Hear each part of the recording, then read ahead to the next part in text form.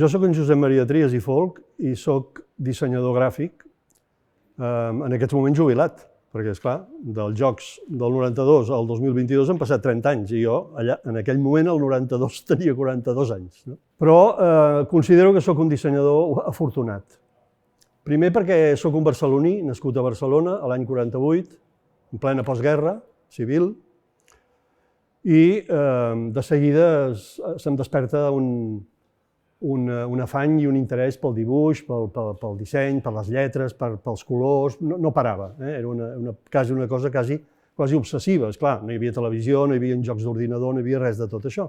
Per tant, els nens havíem de jugar amb coses que tinguéssim a l'abast, no?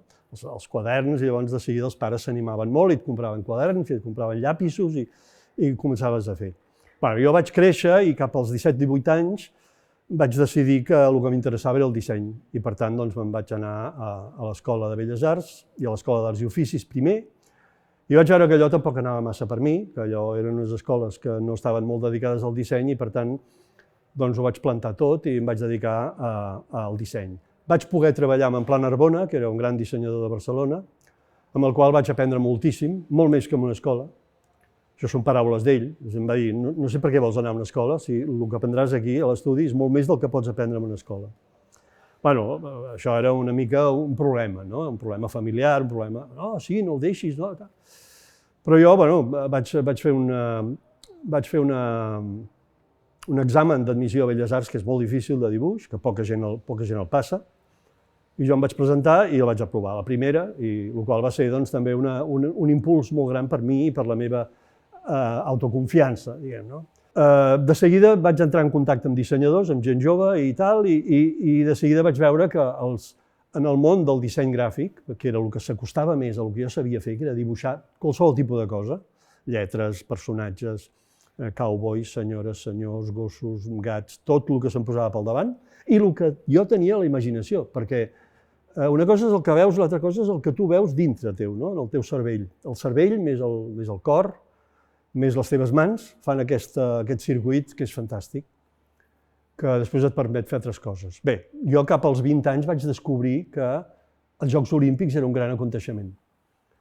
Jo vaig descobrir els Jocs Olímpics, em sembla recordar, de Mèxic 68, en el que em vaig trobar que l'expressió gràfica d'aquells Jocs Olímpics eren una meravella, no? Era una meravella i a més una cosa rupturista, fantàstica. No vaig pensar que això ha de ser un somni, no? Després vaig veure l'aconteixement, vaig viure'l, no? Va passar al Mèxic, 68, i va venir... Clar, entremig del 68 van passar moltes més coses en el món, això també és claríssim. Jo mateix vaig poder-ho veure, perquè jo vaig anar a París a treballar en una agència durant un temps i vaig viure el maig del 68, les seqüeles del maig del 68, és a dir, de tenir un passaport espanyol, venir d'un país feixista, estar per París i cada tarda a París, al barri llatí, hi havia una manifestació, hi havia unes castanyes impressionants, i és allò que dius, bueno, algun dia et tocarà, no? Però no, vaig tenir la sort que no em toqués i per tant jo vaig tornar a Barcelona, m'agradava més tornar a Barcelona, però a París vaig aprendre una sèrie de coses que aquí no havia après. Això també em va servir, no? I, per exemple, treballar amb un fotògraf que tenia un estudi que era una casa, tota una casa quadrada, de planta quadrada, que estava tota buidada i que tot eren passarel·les per dalt on podia ell col·locar totes les càmeres, coses que aquí jo mai havia pogut somiar que podien existir. Després, què va passar? Del 68 vam passar al 72 i el 72 els Jocs Olímpics de Múnich jo els vaig viure d'una manera molt, molt personal. Vaig pensar, mira, el senyor Eicher, que era Otto Eicher, que era em sembla que era arquitecte, era a més dissenyador de tipografies, era un senyor que entenia moltíssim en disseny i va dissenyar per primera vegada tant el símbol de Múnich 72, que no va tenir tanta importància, però sí que en canvi va tenir molta importància el sistema senyalètic que ell es va inventar, que era un sistema pura i exclusivament de pictogrames. No hi havia paraules, no hi havia lletres, no hi havia, excepte els topònims o excepte els alfanumèrics, no hi havia, com per dir, per exemple, segueixi la fletxa fins a no sé on. No, això no existia. Tot eren pictogrames, fletxes, senyals, que podia entendre qualsevol persona de qualsevol país del món. Això em va obrir els ulls i vaig pensar, això és una meravella. Què vaig fer? Doncs me'n vaig anar a Múnich i vaig veure in vivo el fenomen de Múnich 72. Poca gent, poca gent interessada d'aquí, interessada en el que passava a Múnich. En canvi, a mi m'interessava molt. Llavors, del 72 al 88, jo vaig seguir treballant com a dissenyador, unes vegades amb un soci, amb un amic, altres vegades amb ajudants, etc. Vaig seguir treballant, però aquí és on faig una mica més d'èmfasi en la qüestió del somni. Un, en aquesta vida, té alguns somnis. Alguns es realitzen i alguns no. Els que es realitzen són una meravella, perquè vol dir que fas realitat una cosa que ha estat, diguem, en aquell altre nivell que no és el de la realitat. Jo tenia 2 o 3 somnis. Un era dissenyar una imatge per uns Jocs Olímpics per Barcelona, perquè era la meva ciutat.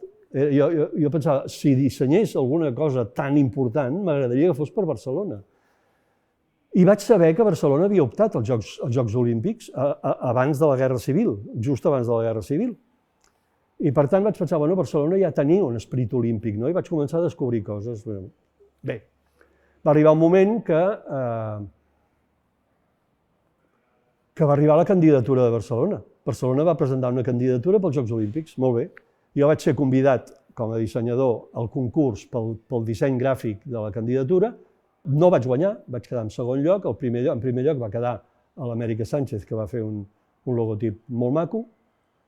I això va durar fins al 88, em sembla recordar, del 84 o del...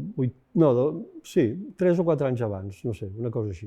Uns anys abans es va dissenyar la imatge de la candidatura per presentar la candidatura al Comitè Internacional Olímpic i veure si es guanyava o no es guanyava. I la cosa, és que Barcelona va guanyar. Per tant, aquest va ser el primer èxit, de tots, del cofre de la candidatura dissenyada per l'Andrés Ricard, pels gràfics i per la publicació, em sembla, dissenyada per la Toni Miseracs, pel símbol dissenyat per l'Amèrica Sánchez, en fi, tot de gent supercompetent que van fer que la candidatura fos un èxit i, per tant, es va guanyar la candidatura. I a la Ville de Barcelona, i, per tant, Barcelona va guanyar.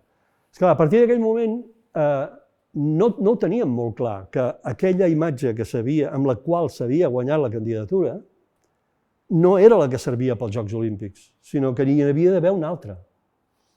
I jo vaig tornar a ser convidat pel Comitè Olímpic de Barcelona a dissenyar una imatge pels Jocs Olímpics de Barcelona.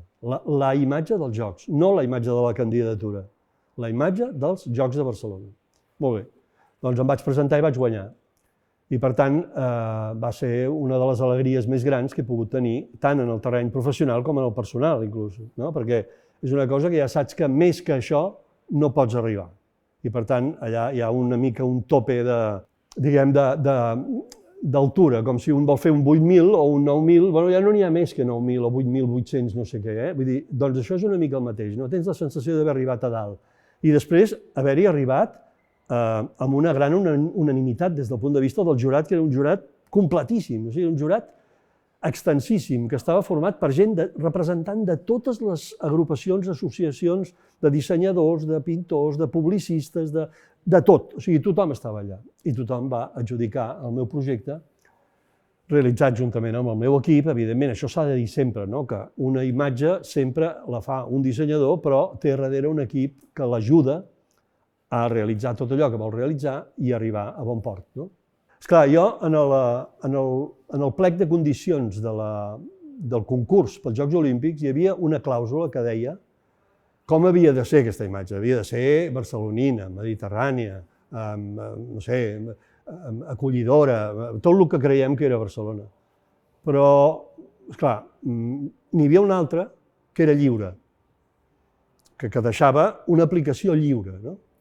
Llavors a mi se'm va acudir que el logotip podia generar els pictogrames, cosa que no se'm demanava, però jo vaig pensar que podia ser una aplicació única en la història dels Jocs Olímpics, perquè mai en els Jocs Olímpics el símbol o el logotip dels Jocs Olímpics havia generat els pictogrames. I, per tant, em vaig imaginar ja i vaig trobar unes quantes solucions per a alguns quants esports, de manera que es pogués articular el logotip amb els pictogrames. Això ho vaig presentar en el concurs i jo crec que va ser un dels elements essencials que va donar a entendre, compte, l'estil que aquest senyor està proposant pel símbol de Barcelona també serveix per arreglar, per sistematitzar, per dissenyar tota la comunicació durant els Jocs i abans dels Jocs, durant l'Olimpíada, d'una manera coherent des del punt de vista formal i gràfic. I ho van entendre, perquè hi havia gent experta, hi havia el Miquel de Moragas, que és un doctor en semiologia o en semiòtica, hi havia el Miquel Gómez també, hi havia publicitaris de gran altura, hi havia tothom, tot de gent que evidentment van entendre el meu missatge i van dir, bé, un logotip que serà discutible o no, però és un logotip que dona, què dona idea? Primer, d'humà, és humà, és una síntesi d'una persona, d'un corredor, d'un saltador, d'una saltadora, d'una corredora. No hi ha gènere, no hi ha sexe, és, diguem, asexuat en aquest sentit que pot representar qualsevol tipus d'atleta. Segona, té uns colors que, si tu vols, són els colors primaris, però és que per què no poden ser els colors primaris? Perquè sembla la bandera no sé què, d'Andorra, em van dir uns. Dic sí, potser sí, però és que és igual, O també de la bandera republicana, segons com, no? Perquè dic no, la bandera republicana no és blava, no és blau, groc i vermell, és lila o violeta, groc i vermell. La cosa és que al final va quedar tot aprovat. El Comitè Olímpic de Barcelona ho va aprovar tot. El Comitè Olímpic Internacional, i això són paraules directes del Joan Antoni Samaranch, va ser la primera vegada que en la presentació d'uns Jocs Olímpics, des del punt de vista formal, gràfic i tal, hi havia un aplaudiment total del Comitè Olímpic Internacional. És a dir, que volia dir que el Comitè Olímpic Internacional aprovava en tot el seu pes i la seva profunditat la proposta de Barcelona. Això pel senyor Samaranch va ser molt important, va tenir la gentilesa de convidar-me una setmana a Suïssa, a casa seva, on ell vivia, per viure molt de prop en el Comitè Internacional Olímpic, molt de prop tot el que es feia durant els Jocs Olímpics, durant els attachés de premsa, la gent que es cuidava del què passava en aquells moments amb la Unió Soviètica, amb Rússia, que hi havia un problema. I jo estava cada dia amb tots ells, dinava amb ells, sopava amb ells, esmorzava amb ells i anàvem parlant i anàvem dient. I ell em donava consells i jo doncs els rebia. I jo n'hi donava algun amb ell també, perquè jo soc així, i em vaig permetre dir-li, no, escolti, això que em diu no és exactament així. Però bueno, això era molt agradable, era molt simpàtic, era una persona amb la qual no vaig tenir cap topada, i fins al punt que jo me'n vaig tornar a Barcelona i vaig seguir treballant. Jo en aquells moments tenia un equip considerable. Tenia un equip considerable que es deia Quad, disseny, i que tenia també un equip de màrqueting a dintre, i per tant, màrqueting, disseny gràfic, disseny industrial i arquitectura formava, podem dir, que l'equip més potent de tota la península amb el que era disseny i serveis de comunicació i disseny. Una altra cosa són les agències de publicitat, que és una altra història. Nosaltres fèiem des de la gènesi d'una idea, la gènesi d'una marca, el disseny d'una marca, l'extrapolació d'una marca, l'aplicació de la marca amb tot tipus de suports, etc. Després també amb la comunicació. El Comitè Olímpic de Barcelona va entendre que, a més que jo personalment, perquè l'encàrrec del concurs era personal, a més de la cosa del concurs, d'haver guanyat el concurs, el Comitè Olímpic de Barcelona i el Comitè Olímpic Internacional volien tenir la seguretat que a partir d'aquell moment tot el que es fes, des del punt de vista gràfic i des del punt de vista de disseny, tingués una coherència i tingués una qualitat, diguem. I llavors, moltíssims dels encàrrecs van recaure sobre la nostra empresa, que vam desenvolupar tot el bé que vam saber. Això no vol dir que ho monopolitzéssim tot. No. Va haver quantitat de gent, com l'Andrés Ricard, que va dissenyar la torxa olímpica, com el Javier Mariscal, que va dissenyar la mascota, com em sembla que el Bigues va dissenyar el paveter, en fi, molta gent que va dissenyar moltes coses. Per tant, en una ciutat de disseny com era Barcelona, en aquells moments ja començava a créixer com a ciutat del disseny, de fet ja havia crescut, als anys 70-80 ja Barcelona era significatiu des del punt de vista de les escoles, de les universitats, de l'ensenyament, de la qualitat d'equips de disseny, etc. I, la cosa és aquesta. Llavors, esclar, l'Olimpíada és una cosa que dura 4 anys, és un període de temps que dura 4 anys, des que s'acaben uns Jocs fins que comencen els altres. I els Jocs Olímpics és el que comença el dia 25 de juliol, va començar, i que aquest any farà 30 anys, el 25 de juliol. Llavors, esclar, a part de la il·lusió enorme que jo vaig tenir com a autor del símbol i de la senyalització i de tots els gràfics essencials, diguem, de totes les Olympic sites, no? De tots els llocs on es desenvolupaven activitats olímpiques, queda esclar, que dius, bueno, això ajuda a Barcelona a eclosionar d'una manera que és el que es volia realment. Realment es volia que Barcelona es pogués situar en el mapa per qualsevol persona de qualsevol país, diguem, més o menys civilitzat, no?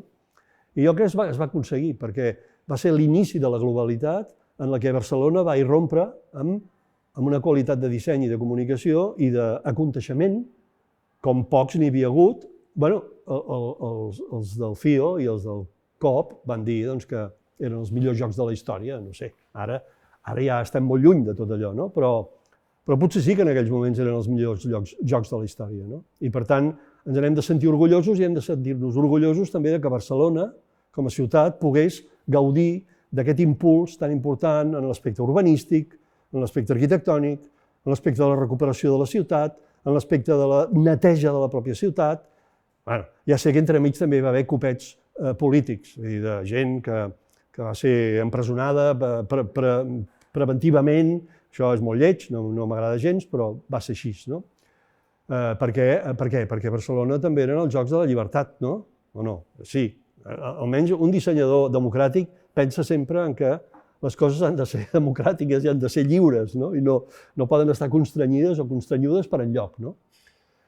Però la veritat és que sí, perquè tots els dissenyadors de Barcelona i d'Espanya en general segur que vam gaudir de l'expansió que va tenir i de la propulsió que va tenir Barcelona com a una ciutat fantàstica, perquè Barcelona és fantàstica, Barcelona és una ciutat que ho té tot, ho diuen tots els estrangers que venen, té el mar, té la ciutat vella, té el barri gòtic, té el barri xino inclús, té els restaurants, té la restauració, té l'art, té l'arquitectura, té l'urbanisme, té el mar al davant de tota la ciutat de Barcelona. No es desaprofita ni un metre de platja, diguem, no?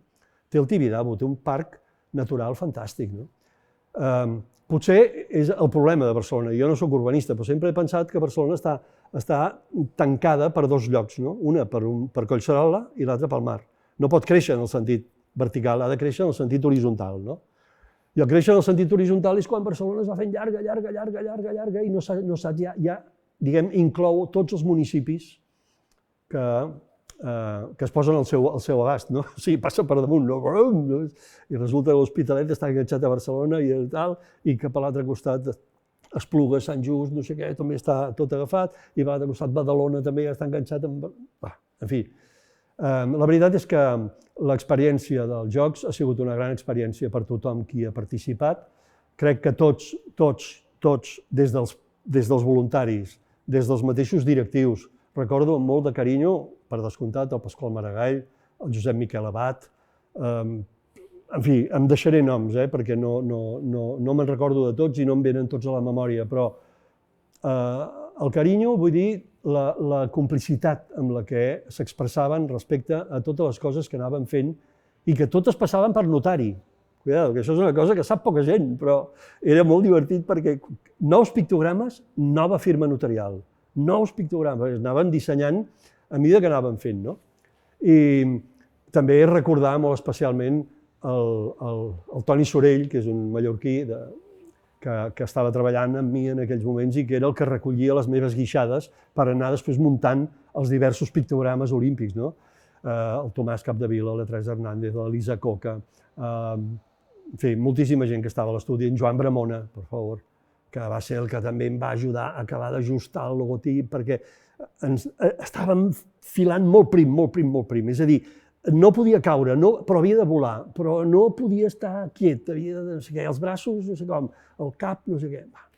Però com que era tan entusiasta al moment, perquè ho era, i ara ho estic revivint altra vegada, era tan entusiàstic que no teníem mai un no, ningú tenia un no, era una meravella, no? Treballar amb allò, treballar amb un dels somnis, no?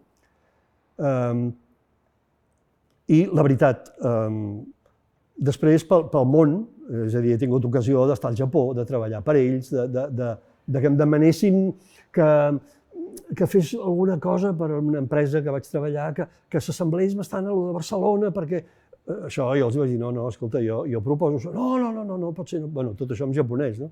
I amb una traductora, allò que et dones compte de que Barcelona ha arribat molt lluny i ha arribat a impressionar, va arribar a impressionar inclús a països que ens portaven molts anys d'avantatge amb el disseny, com Nord-Amèrica, com el Japó, com països nòrdics. Jo he estat presentant la imatge de Barcelona als països nòrdics i, bueno, allò era una bogeria.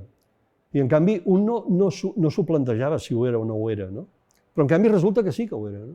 Que presentaven 3 projectes importantíssims a nivell internacional i un d'ells era Barcelona. A Estocolm, a París, a Tòquio, a Nova York. I dius, bueno, sí, esclar, és important, els Jocs Olímpics. Bueno, però no només eren els Jocs Olímpics, era també que al voltant dels Jocs Olímpics s'estava creant una pleiad, diguem, de disseny i que tot anava millorant fins que després va arribar la crisi del 2010 o del 2008, que ho va aturar tot, no? Però el que és segur és que Barcelona ja havia fet aquell pas. I jo tenia l'orgull d'haver col·laborat gràcies a que em van convidar a 2 concursos. Per tant, alguna confiança devien tenir en mi, perquè si a tu et conviden només a un concurs i ja no t'hi conviden més, vol dir una cosa, significa una cosa. Si et conviden als 2 projectes, el de la candidatura i el dels Jocs, doncs... Després també, Barcelona va ser una altra oportunitat innovadora en el sentit que, a més de solucionar el tema simbòlic, el tema cromàtic, el tema comunicatiu i el tema de pictogrames per a la senyalització olímpica, vam fer exactament el mateix pels Jocs Paralímpics, que això no s'havia fet mai en la història de la manera que es va fer a Barcelona. Se li va atorgar un símbol que emanava del propi símbol de Barcelona, es van dissenyar tots els pictogrames de tots els esports paralímpics que també emanaven formalment i gràficament dels Jocs de Barcelona, i també la decoració i el que se'n diu el look gràfic de Barcelona i de totes les avingudes i de totes les Olympic Sites i de tots els esports. O sigui que va ser un altre exemple de com Barcelona valorava el paralimpisme, que és una cosa que no s'havia fet mai en el nivell de Barcelona. Això, històricament, és importantíssim. 2 aconteixements, una continuació de l'altre, amb la mateixa imatge, una imatge molt semblant, amb una qualitat de disseny exactament igual i amb uns resultats extraordinaris, també. Per què? Perquè tot hi ajudava. Els polítics hi van ajudar, tot Espanya hi va ajudar, tot Catalunya hi va ajudar, els voluntaris hi van ajudar, tothom hi va ajudar. I, per tant, allò va ser un verdader exemple de com, quan es vol, ens podem entendre. Si volem, ens podem entendre. Ara, hi ha coses que no són salvables, d'acord? Hi ha aspectes que són molt difícils de salvar, però mentre es pugui, mentre hi hagi la possibilitat, jo crec que hi ha d'haver l'esperança de que els sérs humans ens puguem entendre.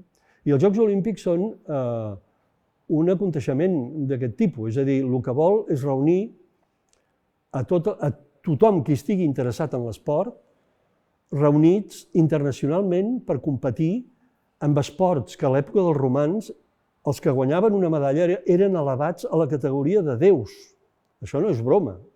És a dir, el que li posaven la corona de llaurer, aquell era un déu pel poble ja. Per tant, fixa't que la història, evidentment, ha evolucionat, però la importància dels anells, de les corones, de les medalles, de tot això, forma part d'una il·lusió dels comitès olímpics des del seu naixement, amb el baró de Coubertin, que era això, era agrupar els ciutadans, els sers humans de tot arreu del món, en una cosa que és fantàstica, que és jugar, que és per això que jo vaig fer un logo d'aquest tipus, perquè essencialment és lúdic. El que t'està proposant és diversió, salt, activitat, dinamisme. No t'està proposant no sé, un edifici típic de Barcelona, com van fer no sé qui, o com... No, t'està proposant que el ser humà és l'important dels jocs, és el verdader protagonista dels jocs. I això és una cosa que jo em va donar la idea per arribar a aconseguir aquest símbol, que era pensar amb la mínima expressió d'un ser humà o d'un cos humà en una actitud dinàmica o esportiva. I jo vaig fer amb un rotulador, això, vull dir, encara el guardo, el rotulador. En fi, és una anècdota, si vols, però el guardo perquè de vegades la gent no s'ho creu, es pensa que ha sigut fet digitalment o que està... No, va ser fet amb un rotulador damunt d'un paper. Ara, després el vam mirar, el vam tallar, el vam ampliar, el vam retocar una mica, però molt poc, realment és molt autèntic, és el meu traç, l'únic que està és girat, perquè jo, com que soc dretà, doncs el traç el vaig fer d'esquerra a dreta, i això està girat perquè sembla que estigui fet de dreta a esquerra. Són els atributs de Barcelona, també. Lluminositat, és el mar, és el blau del mar, però també és el blau de la intel·ligència, és el blau de la filosofia, és el blau del pensament, és el blau del color fred, color que et fa tocar de peus a terra, que pot tenir el cap fred, però que pots tenir les cames molt vermelles i els braços també molt actius. Els braços i el salt de victòria o de les cames realment absolutament posades una continuació de l'altra. Esclar, és una síntesi màxima, que dius, bueno, es pot arribar aquí amb facilitat. Jo hi vaig arribar, però vaig fer un acte de pensament molt profund, me la vaig jugar i vaig guanyar. Han passat 30 anys, jo crec que són 30 anys que val la pena ser recordada a Barcelona. Jo crec que tots ens hem de sentir orgullosos del que vam fer tots, que tots vam participar de la millor manera que vam poder i que vam ajudar a Barcelona com a ciutat a aconseguir un nivell, diguem, que espero que no sigui mai en retrocés, sinó que sigui sempre en endavant. I per tant, visca Barcelona, visca els Jocs Olímpics de Barcelona i visca els 30 anys dels Jocs Olímpics de Barcelona. S'ha dit que han sigut els millors Jocs de la història, sí, i potser és així. També tots potser recordem uns 100 metres lliures d'algú que allò no se superarà. També recordem algun gol amb el futbol que serà difícil de superar.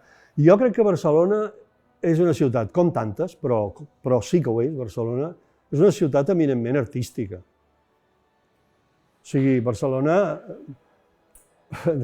no sé, però no em vull remuntar als romans, diguem, però Barcelona és una ciutat que acull Picasso. Picasso ve a Barcelona amb la seva família. Jo he dibuixat i he pintat a la classe mateixa on el Picasso estava dibuixant i pintant. O sigui que és una cosa que està allà a l'aire, està en l'atmosfera. És una ciutat que té un noucentisme i un modernisme que són incomparables. O sigui, per molt que em diguin que no sé quines altres ciutats de no sé on també tenen molt modernisme, home, per descomptat, hi ha grans ciutats com Viena i moltes altres que tenen...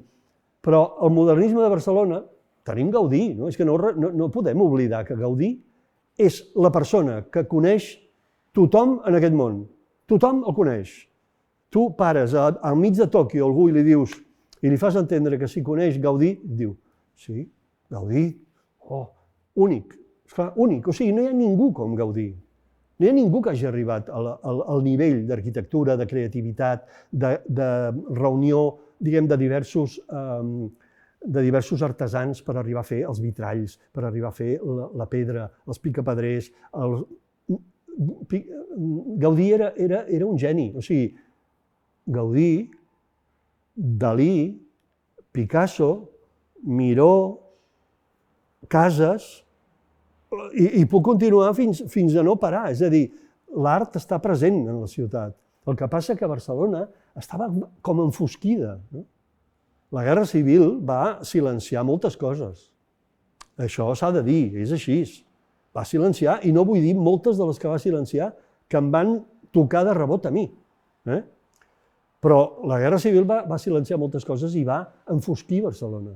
Barcelona es va embrutar. Barcelona tenia també uns dirigents, per no dir noms i per no d'allò, que tenien poc interès en que la ciutat ressorgís o tingués una gran importància a nivell internacional. Sembla que no hi havia interès, no? Fins que uns polítics, que ja he nombrat abans, que són el Pasqual Maragall, el Narcís Serra, el Josep Miquel Abat, i molts altres, molts que em deixo. I aquests veuen la necessitat de que Barcelona recuperi el seu esplendor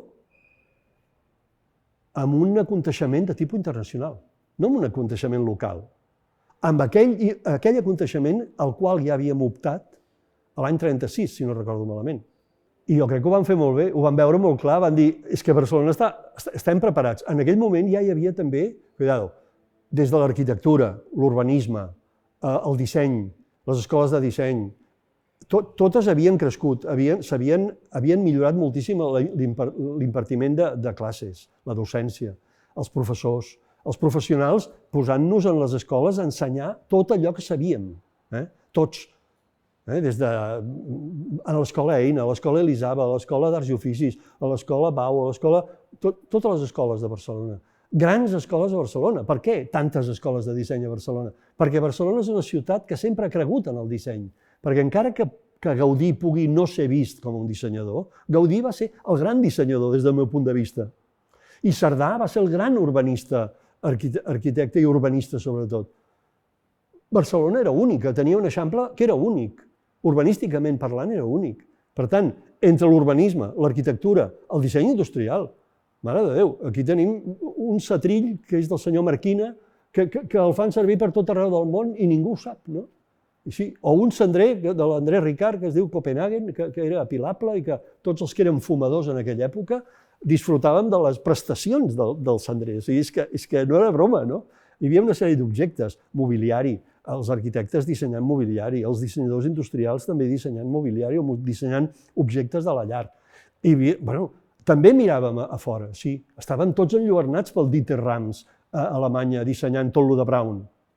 Clar, estàvem tots enlluernats. Tothom estava enlluernat per l'escola sortint de la Bauhaus, és a dir, els ensenyaments de la Bauhaus concentrats en els arquitectes i els dissenyadors alemanys, en els arquitectes i urbanistes i dissenyadors italians, dels quals tots van veure molt, perquè en aquell moment coses nord-americanes no eren, diguem, gaire de l'interès del disseny com l'enteníem a Europa, però sí que, en canvi, el disseny nòrdic, encara avui, el mobiliari nòrdic, les làmpades nòrdiques, la il·luminació, el tipus de vestit, el tipus de cases, el tipus d'arquitectura.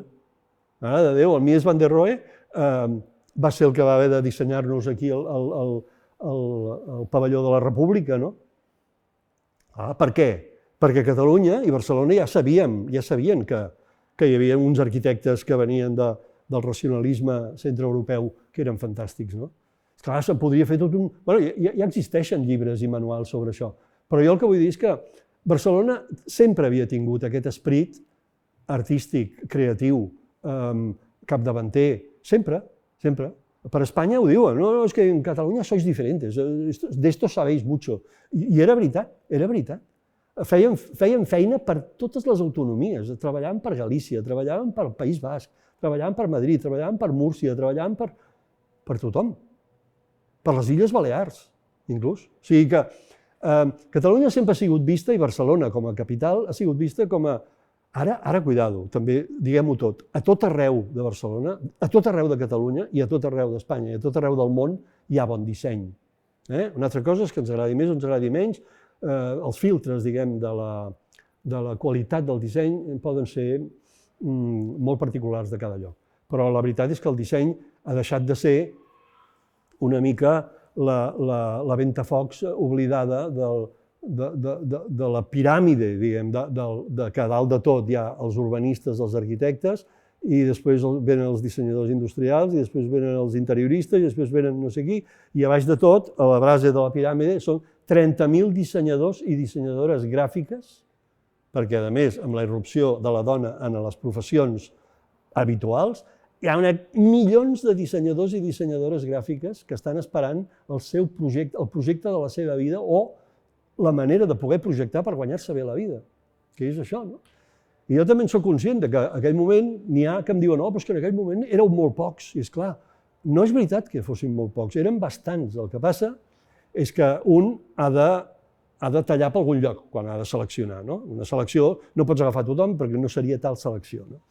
Però jo diria que Barcelona era una ciutat que per història, per tradició i per les seves expressions artístiques i arquitectòniques i urbanístiques sempre ha sigut una ciutat capdavantera i exemplar.